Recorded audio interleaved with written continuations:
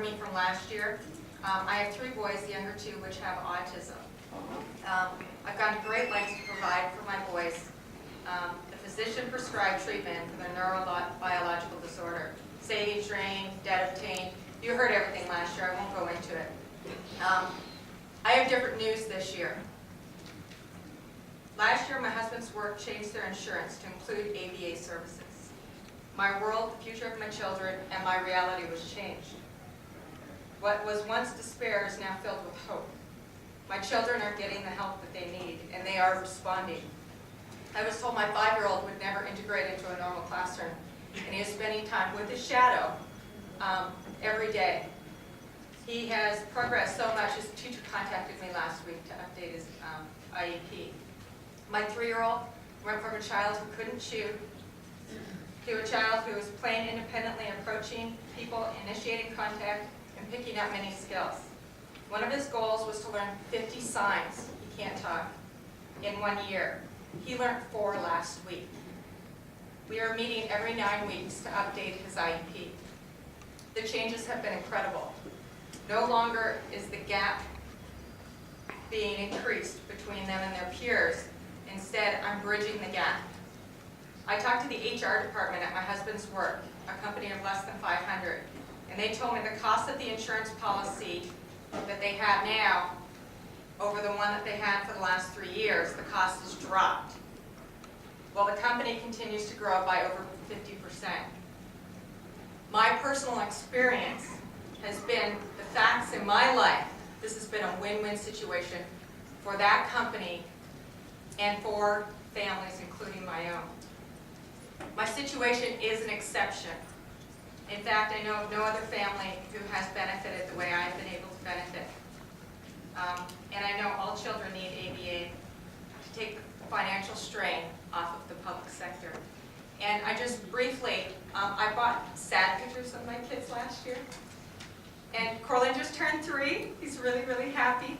I actually brought this for Delegate Hugo too, because he talked about baby Corlin needing some help.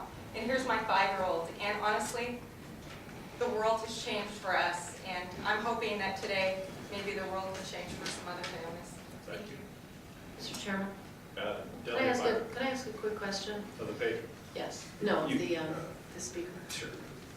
Yes. Hi, I just had a quick question. When you mentioned about your company's insurance, they changed their insurance plan. Are they self-insured? I don't think there's, they were with Care First, Blue Cross Blue Shield, and now it's with Guardian, I believe. But they design their own insurance. It's a self-insured company that provides the insurance. They were having to renew the policy. This is the details I know, and I don't know a lot. But because it was going to be increasing by more than 36%. And so we approached the HR department and we said, can you look at what the options are for ABA coverage? And they couldn't find it. I guess apparently if there's a mandate, there would be that out there in the marketplace for them to obtain. And so, yeah, I believe there was some creation going on. Delegate Byron, I think we may. Can you answer the question? I can. Ma'am, would you step to the microphone and identify yourself? I'm Connie Meyer, a unique position, late president of the Board of Prevent Child Abuse, and my husband Bruce and I own an employee benefits firm. Highly unlikely that they would be self-insured at 400 or 500 and below. All right, Delegate O'Bannon, we have a question now from Delegate Nixon. I think we'll need to go to taking questions from the panel. Let me just say one thing, and I'll wrap up. We did not, in deference to you all, bring the huge show as has been done in the past and was done earlier today. But I assure you those folks are there. And rather than, they just ask the folks that are here with us just at your... Absolutely, yes. With those who are here today in support of this legislation, please stand so we can. We're grateful for you being here. I know many of you have waited a good while, and thank you for being here to express your support. I'd be glad to try to take questions now, and I'm sure you want to hear from the other side as well. I'd like to sum up. Delegate Nixon. Chairman, I just have one quick question for now for Dr. O'Bannon. John, could you, I'm trying to scan through the substitute, can you tell us which businesses would or would not be required I think this exempts small businesses of 50 and fewer. That was in the original bill. Was that intentional? Including that?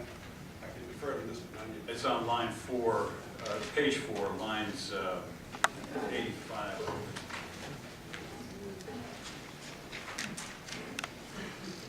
John, what about, I believe I see the answer, but what about government employees? State government employees are exempted till 2015, I think. So that, But then we'll have some experience like South Carolina has. Delegate Nixon. Mr. Chairman, that would include teachers and the state workforce. Am I reading this correctly? This budget? One of the amendments in the substitute that was not in the original bill addresses the coverage for employees of local governments under the local choice program.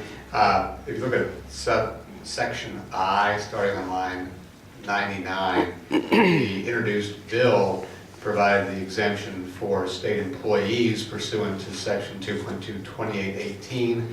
The language after that on lines 100 through 102 was added in this substitute to cover health insurance provided to employees of local governments, as well as local officers, teachers, and retirees and their dependents.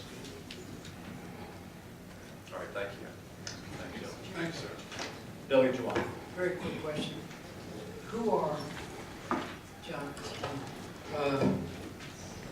line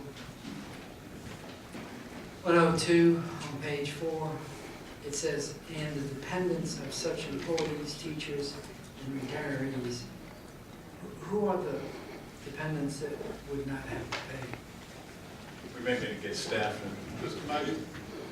Well, the amendment was intended to reduce the fiscal impact of the bill by excluding those persons who have their health insurance through what's referred to as the local choice program from the mandate.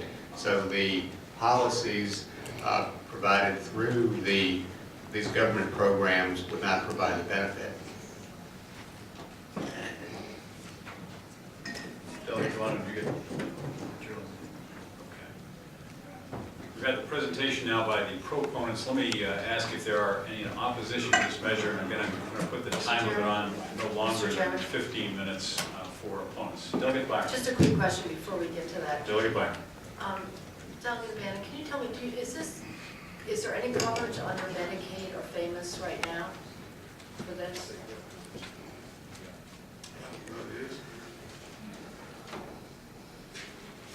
Is anybody here from the Department of Health? Is there someone who can speak to that definitively? Mr. Maloney, I think, has some knowledge for this. John Maloney, I think that the JLARC study from last year said that there is some Medicaid reimbursement for some of these services. The complaint in the JLARC report was that the level of reimbursement for the providers was at Medicaid levels, which were sub-market. So I do know that Medicaid covers some of the things that practitioners want to apply to autism.